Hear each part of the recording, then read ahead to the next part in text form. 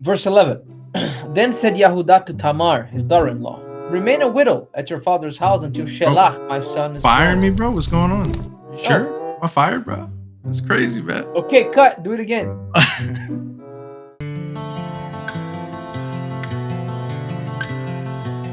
So a lot of you dudes need to be careful pulling up to these random women's houses to sleep and think you're gonna go have fun. Things will go your way, and you have no witnesses around you to testify and say, "Hey, that's not what happened. He didn't want him to do it, and she got offended, and she tried to blame it on him that he was doing things he wasn't supposed to do." Because you think you better just go have some fun, and that fun's gonna turn into a prison sentence if you're not careful. Shalom, folks. Shalom, y'all. Today we have a Servant's Path, episode 14. Shalom, shalom. We are close to 20, and that's more than we ever thought we were going to record. So praise Yahuah for this consistency that came out of Man. nowhere. And we hope you guys are enjoying with the funny editings, the psych jokes that we come up with from time to time, the Mexican standoffs, the nuggets and everything else. Just having fun. Yeah, just having fun. So today we are going to start Parsha number 10, and we go for Genesis 37 through 40. But before, I wanted to remind you guys that besides the YouTube channel, we have now our profile on TikTok, A Servant's Path. We are on Spotify, A Servant's Path too, and also on Amazon Music. So we are slowly but surely expanding. Also, for those in the US, we are on Rumble as well, rumble.com. And you can find us at A Servant's Path. All the episodes you find everywhere else, you're going to find these platforms, because we know people have their preferences, and people have, like, I don't want to do YouTube because I don't like their policies, so let me go to Rumble. We got you. We are there too, posting every Tuesday, Yahuah willing, and now with reels and shorts for your convenience. If you don't want to watch the whole 2-hour episodes that we go sometimes, you can see the little clips of very important moments, and everything else that you can glean from our wisdom and wit. Yeah. I like it. Reels are good. They're good little promo things. You can share that with somebody. Just send them a little quick 2-minute reel, and if they get interested, they click on the channel and they subscribe, and that'd be great. Yep. Um, we appreciate you guys being here as always. We appreciate Yahuwah for allowing us to be here, because this is fun for us. This is obviously we have a purpose, and there's a motive to it, but it's also a good time for us to hang out and dig into Yahuwah's word, and um, just enjoy fellowship. And as we always say, you get nuggets, we get nuggets, everybody gets a nugget, man. Nuggets as we get nuggets and we share those nuggets. A lot of nuggets going around. Matter of fact, I'm gonna start handing out love apples. Don't get any weird ideas. Not because it's like no weird stuff's going on, man, but One of the great parts about this is that if we ever make merch, I already know what to put in every t-shirt. yeah, Like, I have all the designs in my head already. That it's gonna easy. be it's gonna be dope. Yeah. So, man, we hope you guys enjoyed today's episode as per usual. I know we're gonna enjoy it, and let's dig in, man. Why keep the people waiting, Yoshi? They want the word. They want to hear us yap. That's what they're here for, man. They ain't here for our pretty mugs. They're here because they want to hear Yahuwah's word. So you know what? Indeed. Let's give it to them. Let's go, Genesis 37, and that's on me. Okay. I was gonna ask, but we did decide last time. I Even opt for odds. Okay. And I'm gonna forget next week. Remember that. I forgot it up to this very minute. This is like it sparkled in my mind once again. Yeah. So anyway, Genesis Bereshit, chapter 37. 37. And Yaakov dwelt in the land in which his father was a stranger, in the land of Canaan. These are the generations of Yaakov. Yahoseph, being 17 years old, was feeding the flock with his brothers, and the lad was with the sons of Bilhah and with the sons of Zilpah, his father's wives. And Yahoseph brought to his father evil reports about them. Now Yasrachel loved Yahoseph more than all his children, because he was the son of his old age, and he made him a coat of many colors. And when his brothers saw that their Abba loved him more than all his brothers, They hated him and could not speak nicely to him. And Yahusef dreamed the dream, and he told it to his brothers, and they hated him even more. And he said to them, "Please listen to this dream that I have dreamed. For see, we were binding sheaves in the field, and see, my sheaf arose and also stood upright. And see, your sheaves stood all around and bowed to my sheaf."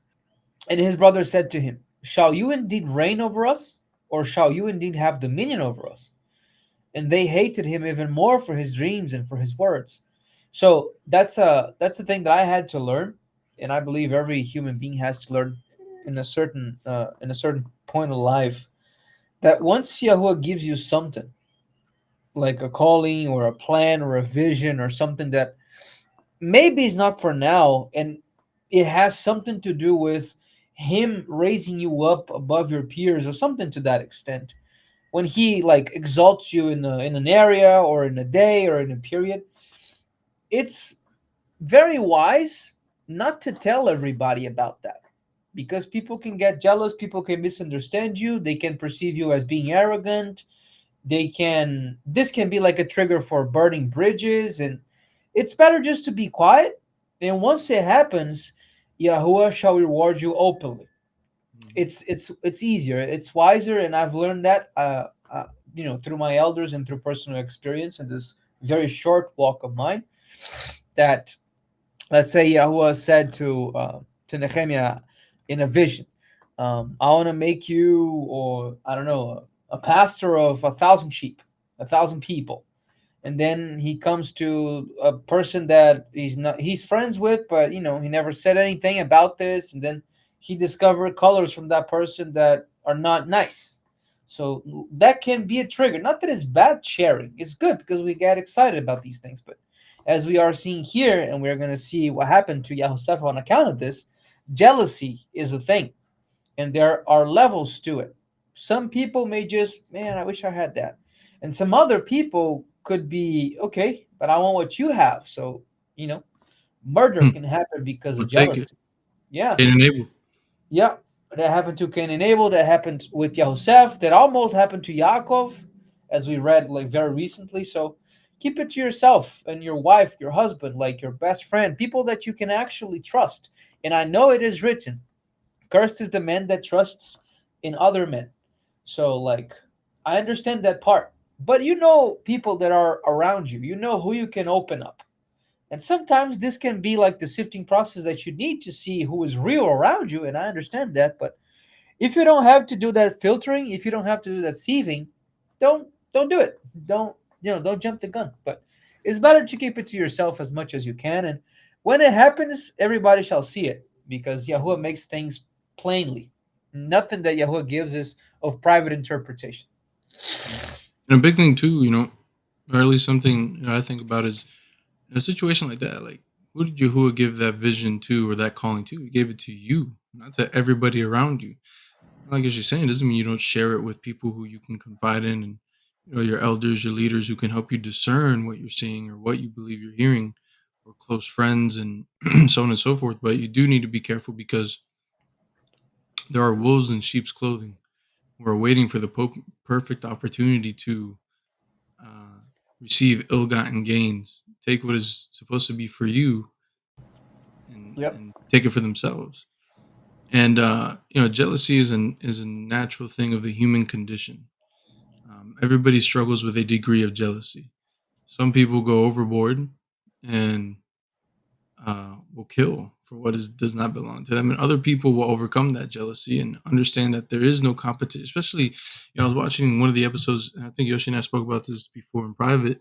We were talking about Apostle at the Gates, which you guys should watch. If you guys don't, there's always talk about nuggets. I I'm gonna mean, put there's that on. I'm gonna put this on the description of the video for you guys. yeah, yeah, it's great. That's hosted by Apostle Peter and Shiliak Moshe. It's always a great every Monday at 11 a.m. Eastern Standard Time on the Yadi channel, which we have the links for that in our description and stuff like that all the time. So tune into that if you don't, because there's always something great being shared. And I like the way the Apostle Peter put it. Is basically this idea that there is no competition between people in the walk who have a calling, whether it's to be a preacher, to be an apostle, to be an evangelist, because everybody has their own separate lanes. And what Yahuwah is asking you to do, he's asking you to do. He's not asking the guy next to you to do. He has a separate calling for that person. And really, the only person in reality that you're in competition with is yourself. And you're competing against yourself. Who were you yesterday? Who were you the week before? And are you better than that person? Because in this walk, as you've heard us say numerous times, as you've heard probably other people who share what the scriptures teach, is that this is a marathon, not a sprint. And over the course of your life, you should be able to look back and see the progress you've made. And I should be able to look back a year ago and say, okay, I see the things I was doing good. These are areas of my life that I need to improve. And when I look at today, those areas I needed to improve, I've made progress in. And that's a continual thing until you're called to be with Yahuwah. That work does not cease. It is a continual work. So the only person you're in competition with is yourself. And that you are improving day by day, week by week, month by month, year by year, uh, on the things that Yahuwah is putting in front of you. Last year, I had a problem with greed. Everything I wanted to do was for the sake of money. This year, I've overcome that. This year, I have a problem. These are the things that I need to remove. These are the idols that I have in my life. These are the things that Yahuwah is calling me to do, but I'm struggling to commit myself to. But I'm making progress in these areas. So if you're looking beside you and you're trying to compete with the person next to you, you're competing with the wrong person. You need to compete with who's in the mirror Yep. and improve day by day on that person who you are today. And 10 years from now, you should be able to look back and say, oh, these are all the things that I have bettered myself in, the areas of my life, areas that have improved, the areas that have been sharpened, the areas the fire has burned away, purified. So jealousy is a trap. Jealousy is a major trap. You don't want to find yourself there because it'll hinder you. Not only will it hinder you, but it can hinder those around you. Yep. So, Verse 9. And he dreamed another dream and told it to his brothers and said, see, I have dreamed yet another dream. And see, the sun and the moon and the 11 stars bowed down to me. yo, this guy, it's like these guys hate him, and then in their eyes, they're giving him another reason every day to hate him. Like, Yeah, bro, he's basically handing like another stone in their hands, like, please. first it was the coat, then he had the dream about the sheep. Like, yo, everybody's gonna bound around me. Hey, today I had another dream, bro. Not only are the sheep gonna bow to me, the moon, the sun, the stars. I'm that guy. All y'all gonna bow to me. Verse 10. And he told it to his father and to his brothers. And his father rebuked him and said to him, what is this dream that you have dreamed? Shall your mother and I and your brothers indeed come to bow down to you to the earth? And his brothers envied him. Again, see, the envy, we're talking about jealousy, like going to another level, it becomes envy. Envy becomes hatred, and hatred becomes murder. It's like a snap of a finger. It may take a Cut it little off. time, but it will develop if you don't get it checked. Mhm. And his brothers envied him, but his father observed observed the saying. And his brothers went to feed their Abba's flock in Shechem. And Yasrachal said to Yahusef, do not your brothers feed the flock in Shechem? Come, and I will send you to them. And he said to him, Hineni, that means here I am. Okay, send me. One thing I just want to point out: look at the difference in maturity between Joseph's brothers and his father, Yeshua. Yep. In verse 11, what does it say? His brothers envied him. And you see before in the verse before that, in the beginning, even his dad was like, what are you talking about? But he didn't sow into that jealousy that was starting to take root. He cut it off because what does it say in 11? His brothers envied him. They allowed that jealousy to take root and start to spread. But his father said, "You know what? Let me sit back for a second. Let me not let this jealousy take over, and let me listen to what he's saying. And let me think about it. Let me meditate on it. Let me observe it. Let me Let see me if it dwell comes on to it, pass. and let me see what comes out of this." That's called maturity. Mhm. 13. And Yasrachal said to Yahusef, do not your brothers feed the flock in Shechem? Come, and I will send you to them. And he said to him, yes, sir. And he said to him, please go and see whether things are well with your brothers and well with the flocks, and bring me word again. So he sent him out of the valley of Hebron, and he came to Shechem. And a certain man found Yahusef as he was wandering in the field, and the man asked him, saying, "What are you looking for?" And he said, "I seek my brothers. Please tell me where they feed their flocks." And the man said, "They have departed from here, for I heard them say, 'Let us go to Dothan.'" And Yahusef went after his brothers and found them in Dothan. And when they saw him far off, even before he came near to them, they conspired against him to kill him. And they said one to another, "See, the dreamer is coming. Come now, and let us kill him and cast him into some pit. And we will say, 'Some evil beast has devoured him,' and we shall see what will become of his dreams." In other words, the domino effect. It starts with envy. It brews into starts with jealousy. It brews into envy. That becomes hatred, and it magnifies itself in murder, because murder starts in the intent of it. You don't just like murder somebody without having to plan that beforehand, Hmm. because that's anti-natural. We are not. Um, yes, we are born in the natural condition of mankind, being away from Yahuwah from birth, because that's the basically default after the fall of man. But killing somebody, it's like another level that's not built into us. So you need to let that marinate a little bit to get to that extent. The Hmm. normal person. I'm not talking about like a sociopath or a psychopath. I'm talking about the general human being. Yeah, because this isn't some. This is premeditated. These guys. This isn't just like, you get in a fist fight. This guy made you mad. He stole your love apples. You get in a little fisticuffs with him. You hit him with that right hook. Okay, knocks out, hits his head on the ground, and he dies. What your intent wasn't to murder him. Things got emotional. You got in a fight. Not that it makes it okay. I'm just distinguishing here. There's a difference between something like that, and then you see your brother far off in the distance, and you're like, I'm gonna kill this guy, throw him in the ditch, and say it was a freaking hyena that ate him. Like that's you're planning out. That's why, as broken as secular court systems are, there's different types of charges for murder. There's manslaughter, which is accidental killing. Someone ran in front of your car when you were driving. It's manslaughter. You have premeditated murder in the first, second, third degree, because there's different scales by which these things are measured. And Yep. this is straight out wicked. I don't like this guy, and I'm gonna plan out every detail about how I kill him. And then I'm gonna lie about it. And then I'm gonna lie about it. 21. And Reuben, the firstborn, heard it, and he delivered him out of their hands and said, "Let us not kill him. Y'all crazy?" And Reuben said to them, "Shed no blood, but cast him into this pit that is in the wilderness, and lay no hand upon him, that he might remove him out of their hands, to deliver him to his father again." And it came to pass, when Yahusef came to his brothers, that they stripped Yahusef of his coat of many colors that was on him. And they took him and cast him into a pit, and the pit was empty, there was no water in it.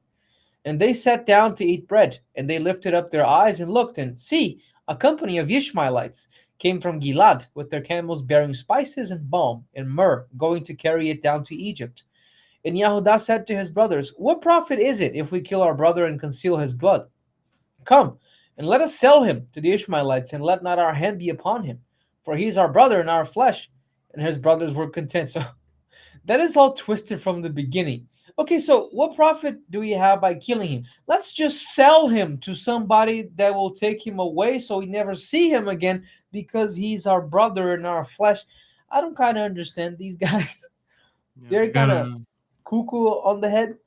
They must have found some weird mushrooms out there in those fields. Started That's what you tweaking get out. by producing children fueled by love apples. This is what All comes right, out of hold on, man. Hold on, man. Don't be digging on my love apples, bro. it. That's the absolute result of this, because Maybe too many love apples, but yeah, I okay, love apples okay. in moderation. I'm gonna give you the benefit of the doubt, One because here, if we one there. if we backtrack the history of this family, they killed a whole city because of a sexual immoral act that their sister started. Then the same dude that was talking before, laid with his father's wife, and now some were planning to kill, and now some others are planning to just sell him. So that's kind of love apple-ish behavior. 28. Then there passed by Midianite traders, and they drew and lifted up Yahusef out of the pit, and sold Yahusef to the Ishmaelim for 20 pieces of silver. And they brought Yahusef into Mitzrayim, Egypt. And Reuven returned to the pit, and see, Yahuseph was not in the pit. And he tore his clothes. And he returned to his brothers and said, the child is not here, and I, where shall I go? And they took Yahuseph's coat and killed a kid of the goats and dipped the coat in the blood. And they sent the coat of many colors, and they brought it to their father and said, this have we found, and we do not know whether it be your son's coat or not. And he knew it and said, it is my son's coat. An evil beast has devoured him. Yahuseph is without a doubt torn in pieces. And Yaakov tore his clothes and put sackcloth upon his loins and mourned for his son many days. And all his sons and all his daughters rose up to comfort him, but he refused to be comforted, and he said, for I will go down to the grave, to Sheol, mourning my son. So his father wept for him. And the Midianites sold him in Mitzrayim to Potiphar, an officer of Pharaoh and captain of the guard. Yeah, man. Baruch Hashem Yahuah. I was born in 1997, man. Because back in the day, bro, imagine you got thrown in a pit because your brothers turned against you, try to kill you, and then someone's coming. You're like, finally, I'm free. Nah, bro, we selling you into slavery, man. You ain't free from nothing, dude. I'm Yeah, gonna they get man. some nice Gucci flip flops on your head. So prepare yourself. You're going to Egypt, my boy. Crazy, bro. No cell phone, bro. You can't go to the tap, turn the water on. Like, nah. This is even worse than jail, because like you're going to a different country with a different language.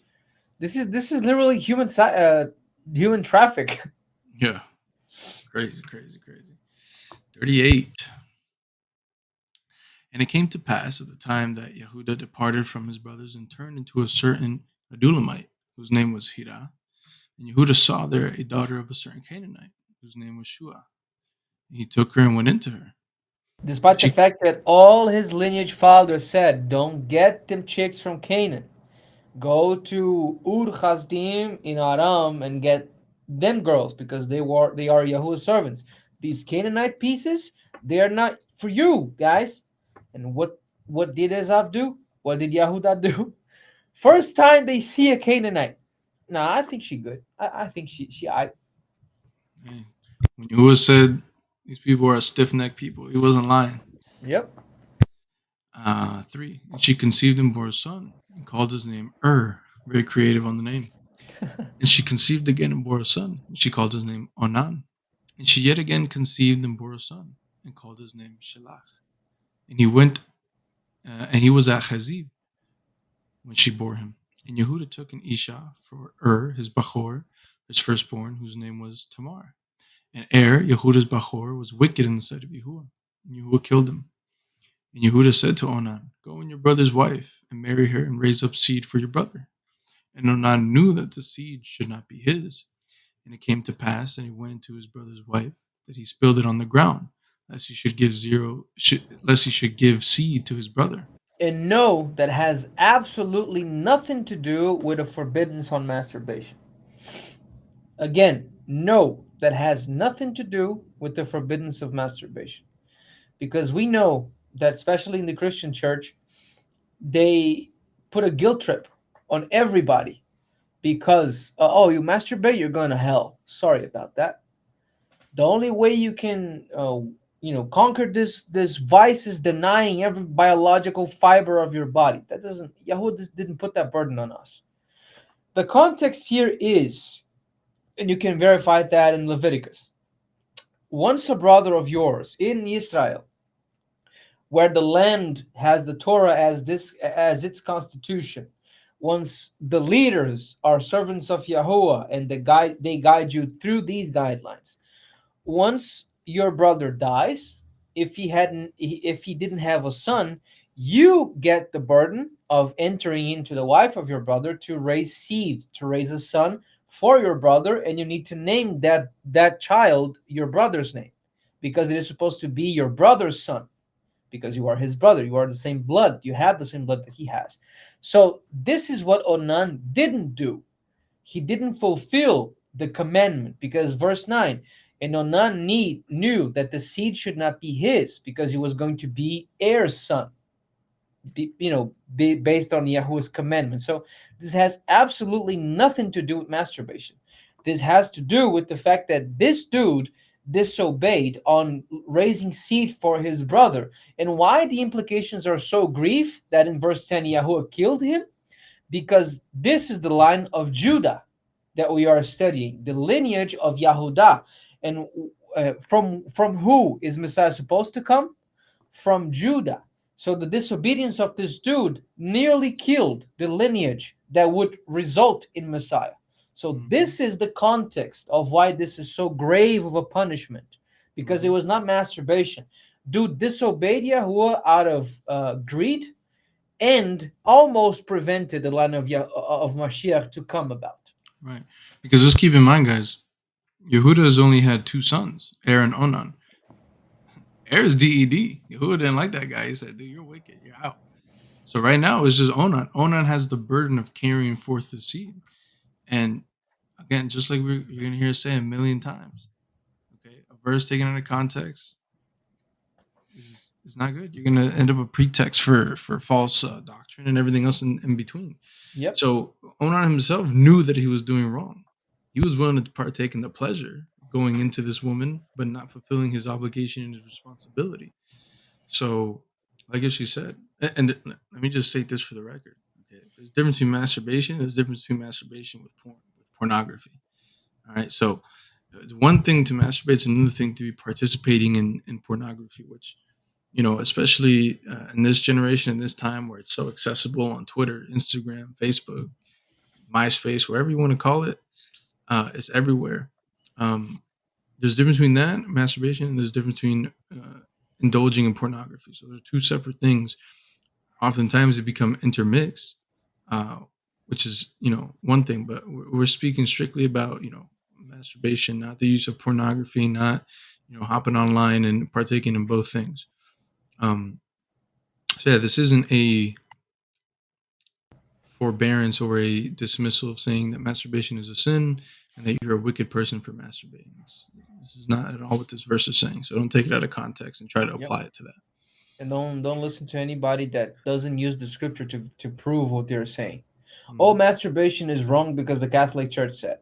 Okay, but the word of Yahuwah doesn't. So who are you going to believe? Isaiah 43. Whose report will you believe? Show me the verse where it says it. And I'll believe you. Yep. 10. Uh, and the thing that he did displeased Yahuwah, so he killed him also. Not looking too hot. Then said Yehuda to Tamar, his daughter-in-law, remain a widow at your father's house until Shelach, my son, is grown. So For Yahuwah he's technically had a third son, not only the two of them before. He had a third okay. one. Third time's a charm, guys. But it's gonna be a little bit of a plot twist here. So tune in. Then Yep. said Yehuda to Tamar, his daughter-in-law, remain a widow at your father's house until Shelach, my son, is grown. And he said, let's suppose he die also, as his brother did. And Tamar went out and dwelt in her father's house. And in process of time, the daughter of Shua, Yehuda's Isha, died. And Yehuda was comforted and went up to his sheep shearers to Timnath, he and his Haver, his friend Hira, the Adulamite. And it was told Tamar, saying, see, your Abba-in-law goes, your father-in-law goes up to Timnath to shear his sheep.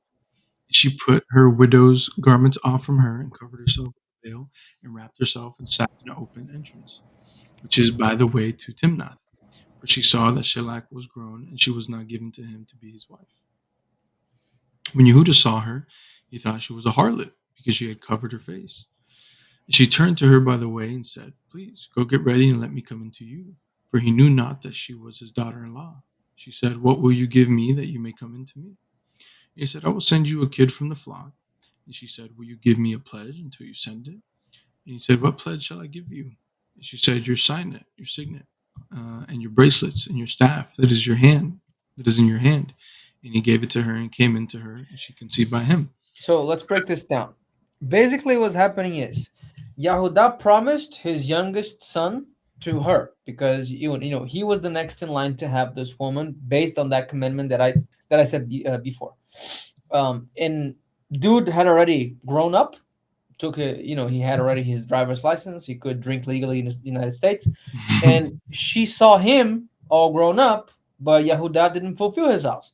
So basically, she said, "Okay, I'm gonna get the father then. If he's not giving me the son, I'm gonna get the father then, and let's see what happens out of this thing." Because she perceived that she was being done wrong. Not that it justifies this whole thing, Mhm. because if she had, laid low with her widow garments on instead of playing the harlot in the corner, Yahudah would be in the wrong. And then it comes that verse. Yahuwah said, vengeance is mine and mine alone. So many times we try to, as human beings, goal oriented and trying to solve issues. We put our hands in Yahuwah's game. Like we try to solve and we try to make justice for ourselves. But Yahuwah said, stand still and know that I am Yahuwah. Vengeance is mine and mine alone. And these two verses are not connected, but they, intertwine very well in this context. So had she just stood in her father's house waiting for Yahuwah's justice and his timing for things to happen, all what we are about to read wouldn't gonna happen. Mhm. And this is first of all, you'll see very well where his children, where his children who died, where they got their, um, where they learned this kind of behavior from. Because what is Yehuda doing? First of all, he's going to a prostitute, right, or a woman who's willing to prostitute himself. Not only that, but just for the sake of a few minutes of pleasure, this guy gives up his bracelet, his signet, and his staff. These are things are all symbolism of his authority, his position, his identity. He gives all that up for a moment of pleasure. So, God, I mean, we've talked about this numerous times. You have to be careful what you're doing with your time, what you're doing with your life. You don't want to devote yourself, especially nowadays. Look, we live in a society where men are taught that the number one thing you can do to show yourself off as a man is to get as many women under your belt as possible. It's a lie straight from the devil. And numerous times do we encounter in scripture where certain figures in the scriptures have fallen into the same trap. And you see the destruction that it leads and the destruction that it brings into their house, into their life, and into their home. And this is going to be a prime example. This becomes a mess. This becomes a mess. So keep it in your pants, guys. Go find yourself a woman, a good woman of Yahuwah who you can devote yourself to and to fulfill your responsibilities as a husband. Don't go out here looking for a harlot walking down the street. It's not going to lead to anything positive or productive. Yep. Translate harlot to OnlyFans girls. Mm-hmm. Same thing, same concept. Mm-hmm. And this is true for women too. Is that just Mm-hmm. men? We are we are, basically we fall into that trap easier. That's Mm-hmm.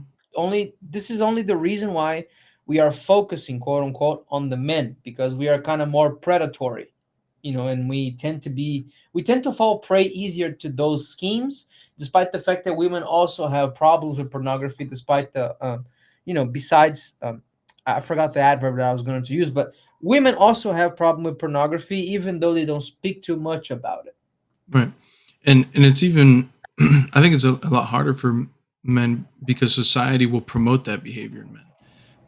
Society, the current age, the West, the Greco-Roman system, United States, and Canada, Brazil, whatever country you want to assign it to, they will punish women for conducting themselves in the same way as men, and they won't use equal weights and measures. They'll let men get away with that kind of lascivious behavior, but then they will punish women and attribute consequences to them that they won't attribute to men, and that's not fair.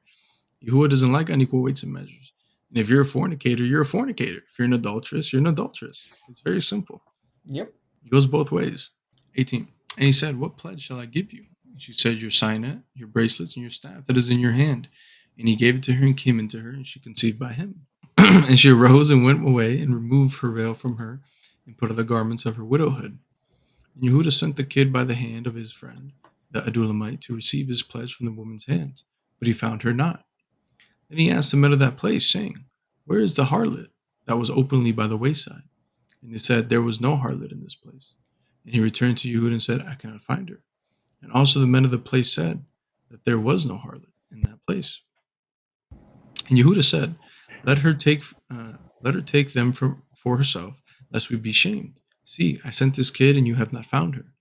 And it came to pass about 3 months after that it was told Yehuda, saying, Tamar, your daughter-in-law, has played the harlot, and also see, she is with child by whoredom.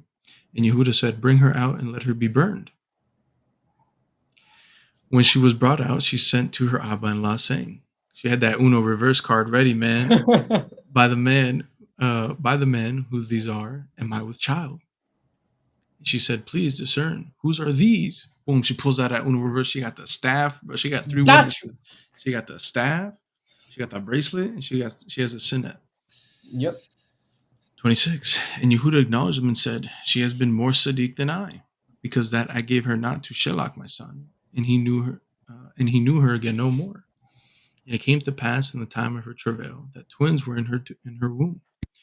And it came to pass when she travailed, aka she was in giving birth, that one put out his hand, and that the midwife took it and bound upon his hand a scarlet thread, saying, This one came out first. And it came to pass, he drew back his hand, so that his brother came out first. And she said, How have you broken out? The breach is upon you. Therefore his name was called Peretz. And afterward came out his brother, who had the scarlet thread upon his hand, and his name was called Zerach. So a very good plot twist up to now. And Mm-hmm. poor Zera and poor Shelach, Bro, still got no woman, man. yeah, still got no woman. He's all grown up, all the rights under his belt, and his daddy done took his wife. Yeah. I What a feel like family. I feel like yeah, I've read through Genesis quite a few times, but I feel like it's not hitting me now just how crazy these like events are. You know what I Yeah. mean? Just like it was just a mess, man. These guys were cooked.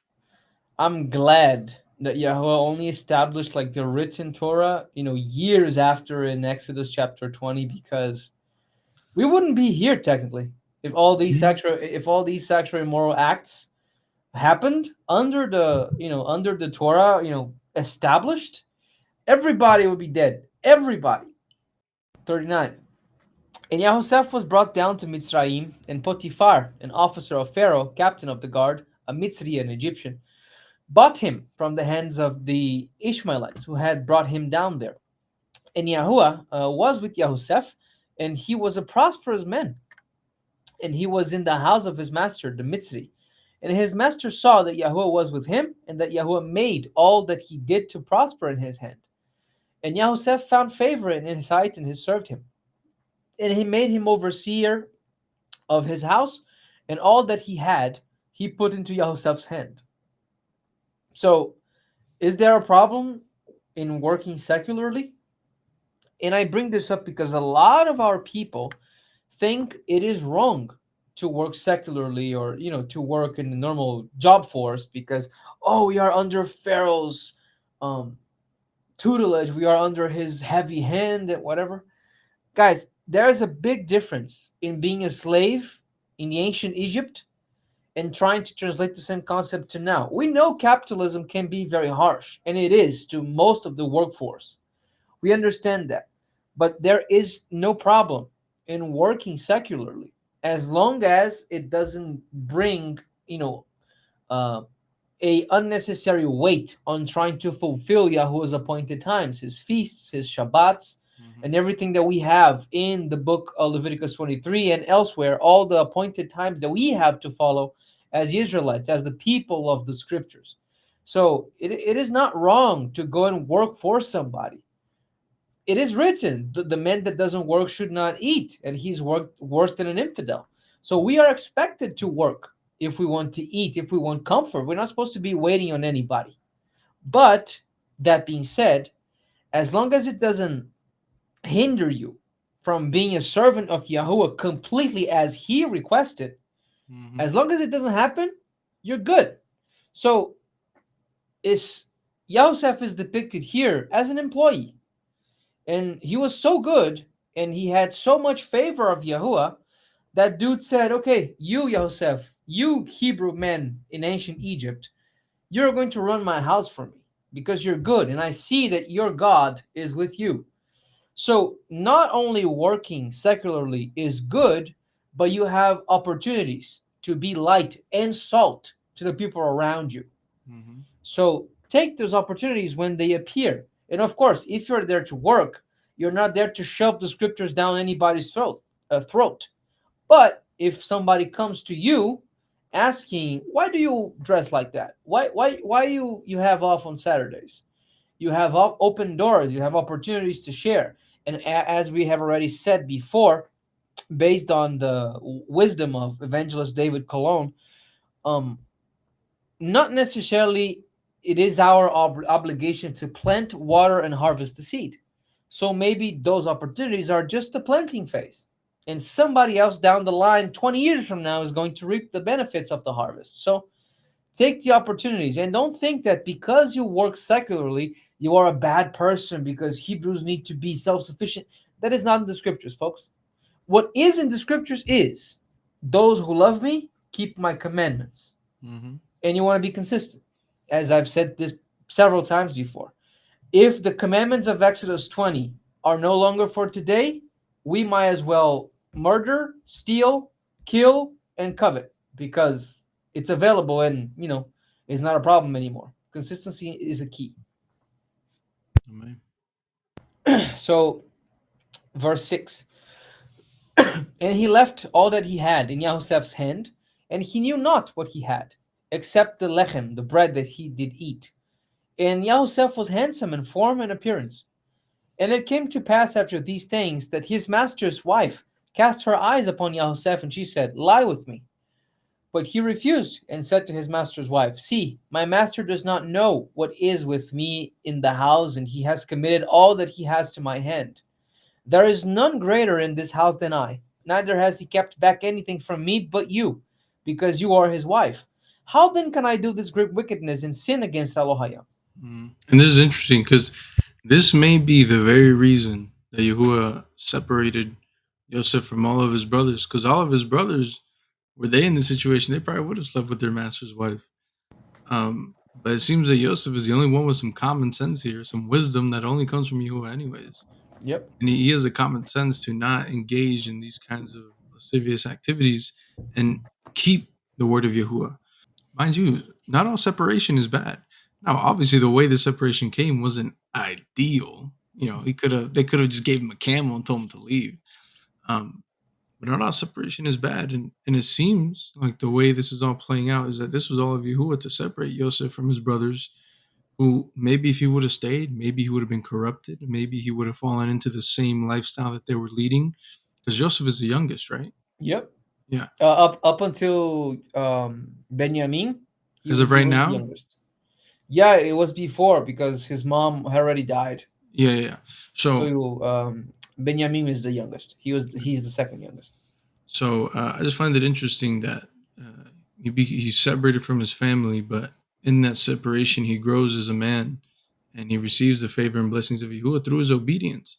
Because right now he's being obedient. He knows that Yahuwah doesn't want him to commit fornication, sleep, and covet his neighbor's wife, whose neighbor being his master.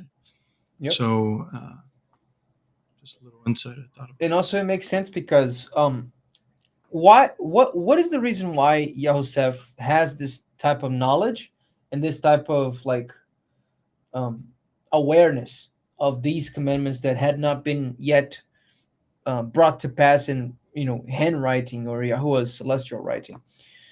Because he was closest to his father. He has his younger son Benjamin. So why was not Benjamin separated since he's the youngest? Because he has father time. He has his time around him all the time. Because remember, the reason why Yaakov loved Israel loved Yahusef so much is because he was the son of his old age.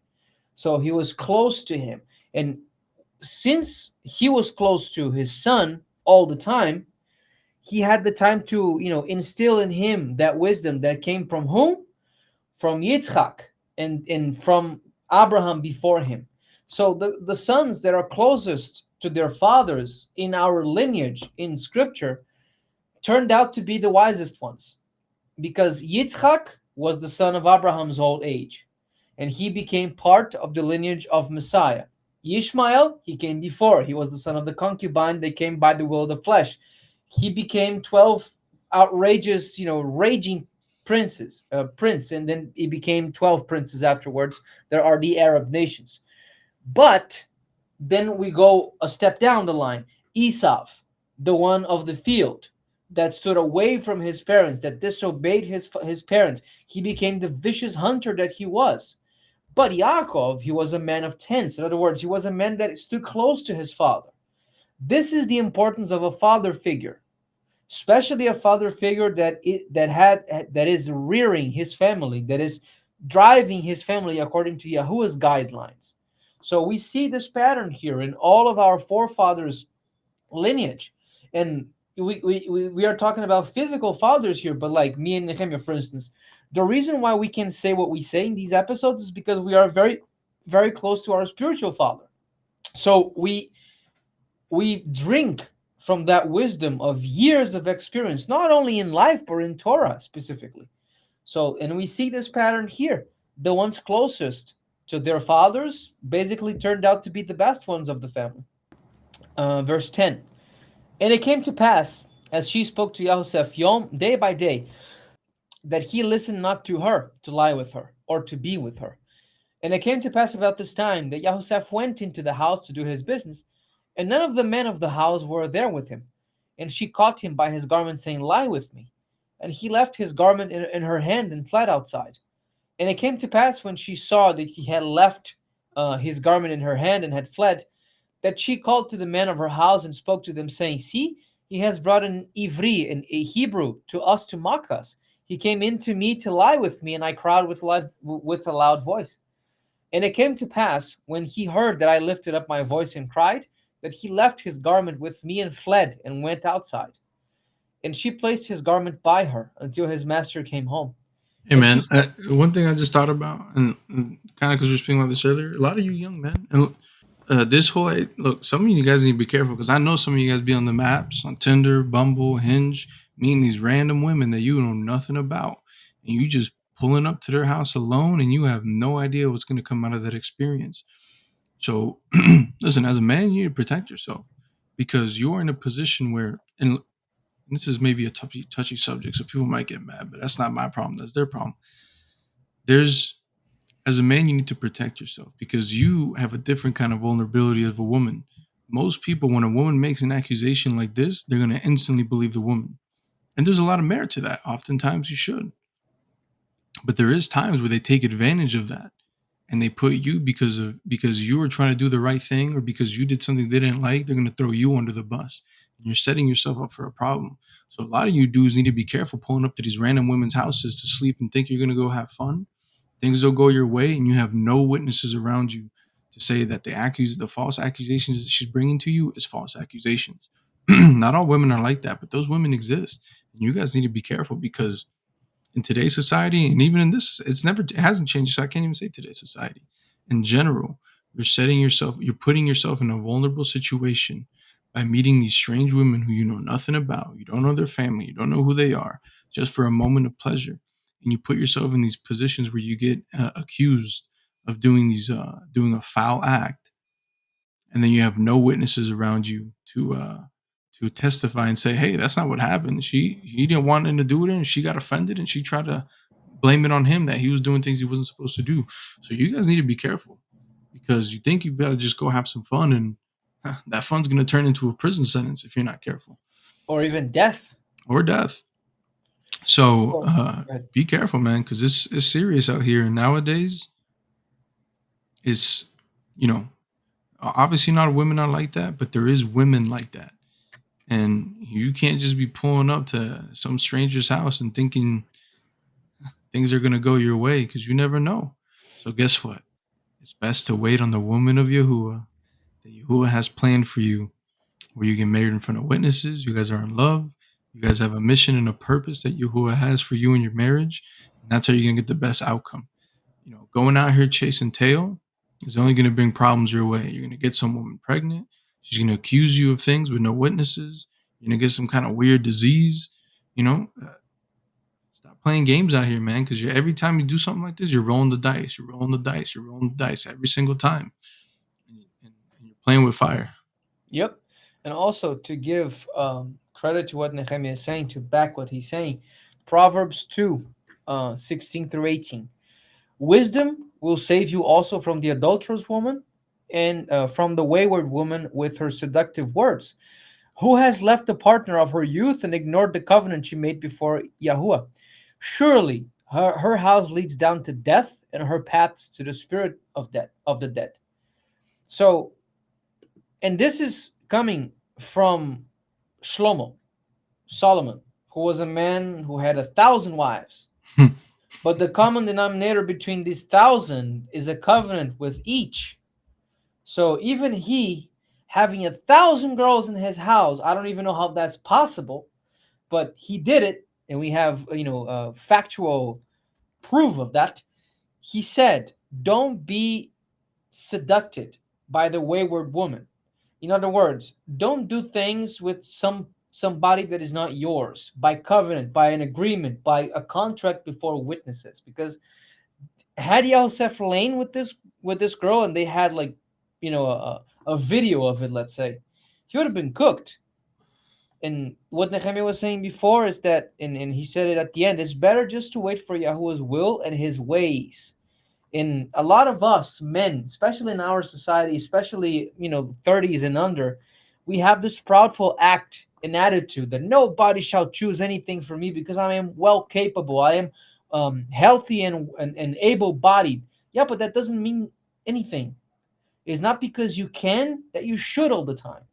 Let the grown folks deal with that for you, because they have more wisdom than you.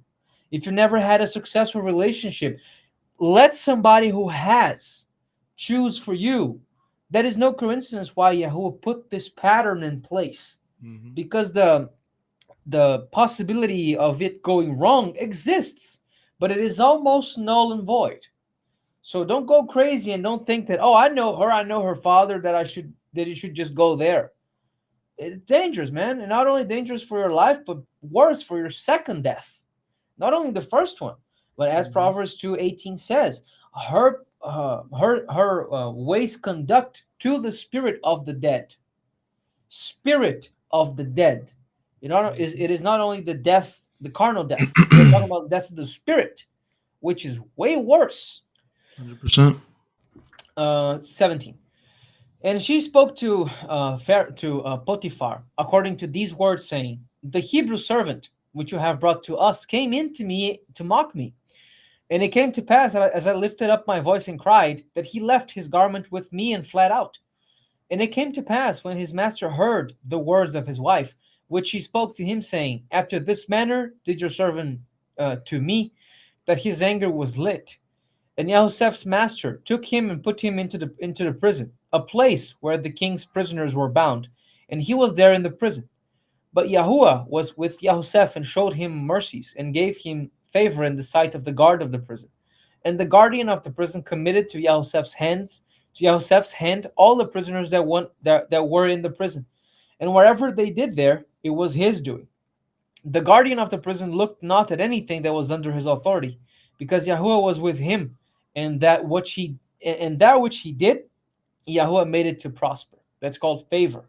As I said in one of these previous episodes, Yahuwah plays favorites. He does have his favorite people. Maybe it is because of something that we did. Maybe it's just because he wants us to be favored, as he said to Moshe, "I will show favor and mercy to whom I will." In other words, we have no doing or saying in this equation. We just have to accept and try to be in Yahuwah's best side. And how do we do that? 1 Samuel 15:22 and 23. Obedience is better than sacrifice. Mostly of what me and Nehemiah yap about here when we are reading these parashot is about obedience and how important it is. Because if we obey Yahuwah and his principles, we don't do none of that. None of that sexual immorality stuff. We don't do that because we are obeying the one who told us not to. That is the importance of obedience. Mm-hmm. Why do we obey? Not because we got a gun to our head. Not because someone's, forcing us to do anything. No, we obey because we love him.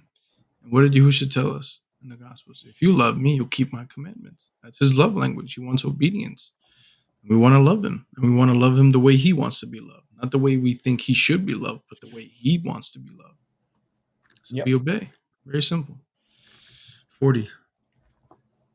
And it came to pass after these things that the butler of the king of Mitzrayim, of Egypt, and his baker had offended their master, the king of Egypt. And Pharaoh was angry against two of his officers, against the chief of the butlers, against the chief of the bakers. And he put them in prison in the house of the captain of the guard, into the prison, the place where Joseph was bound. And the captain of the guard charged Joseph with them, and he served them. And they continued a season in prison. And they dreamed a dream, both of them, each man his dream in one night, each man according to the interpretation of his dream. the butler and the baker, the king of the Egyptians, who were bound in the prison. And Joseph came into them in the boker in the morning to check on them and see they were sad. And he asked Pharaoh's officers that were with him in the prison of the master's house, saying, "Why do you look so sad today?" And they said to him, "We have dreamed a dream, and there is no interpreter of it." And Joseph said to them, "Do not interpretations belong to Elohayim? Please tell them to me." And the chief butler told his dream to Joseph and said to him, "In my dream, see, a vine was before me, and in the vine were three branches, and it was as though it budded, and her blossoms shot out, and the clusters of it brought out ripe grapes. And Pharaoh's cup was in my hand, and I took the grapes and pressed them into Pharaoh's cup, and I gave the cup into Pharaoh's hand." And Joseph said to him, "This is my interpretation of it. The three branches are 3 days." Just a little funny side note. The last person who I want to interpret my dreams is Joseph. Because every time he has a dream that he interprets, bro, something bad happens. He told his brothers about his dream. Dude got thrown in a ditch and ended up being sold into slavery. Worked Man, out in the end. But I'm just saying, man, I'm not going to Joseph. neither him nor Daniel. Daniel, Yo, what's the meaning of this dream? Man, you cooked. That's the meaning of it. destruction. Your whole kingdom about to end. That's the, I don't want none of them dudes to interpret anything. 11. And Pharaoh's cup was in my hand, and I took the grapes and pressed them into Pharaoh's cup. And I gave the cup into Pharaoh's hand. He also said to him, "This is the interpretation of it. The three branches are 3 days. Within 3 days shall Pharaoh lift up your hand and restore you to your place. And you shall deliver Pharaoh's cup in his hand, like in the past, when you were his butler. But remember when it shall be well with you, and show chesed, favor, to me, and please make mention of me to Pharaoh, and bring me out of this house. For indeed I was stolen away out of the land of the Hebrews. And here also have I done nothing that they should put me into the dungeon." When the chief baker saw that the interpretation was good, he said to Joseph, "I also was in my dream, and I had three white baskets on my head. And in the uppermost baskets there was all manner of baked foods for Pharaoh, and the birds did eat of them out of the basket upon my head." And Joseph answered and said, "This is the interpretation of it. These baskets are 3 days." He's like, "Okay, so far so good. This is about to get good. Yet within 3 days shall Pharaoh lift up your head from off you and shall hang you on a tree." And that's when he was probably like, "All right, well, I mean, I could have slept without that one. yeah." And 19. And the birds shall eat of your flesh from off of you. And it came to pass the third day, which was Pharaoh's birthday, that he made a feast to all his servants, and he lifted up the head of the chief butler and the chief baker among the servants. And he restored the chief butler to his butlership again, and he gave the cup into Pharaoh's hand. But he hanged the chief baker, as Joseph had interpreted to them. Yet the chief butler did not remember Joseph, but forgot him. Wow. That's a messed up situation. You don't help the guy, and he just not only does he forgets about you, but he leaves you rotten in a dungeon. Yeah. And if you guys are wondering, if this is your first time around the block with the scriptures, you're probably thinking, "Wow, Genesis is getting pretty dark. Maybe it gets better in Exodus." Don't hold your breath. It gets a little crazier in Exodus. You got seas being parted, firstborns dying, plagues, false idols, people getting the earth swallowing them up. We can see Moshe's anger issue developing. It gets juicy. This is a good plot line. The plot will Yeah. definitely thicken. So, amen. Episode 14. Episode 14 for you, ladies and gentlemen. Man, we're glad you're here, guys. Thanks for sticking around. Thanks for participating, reading along.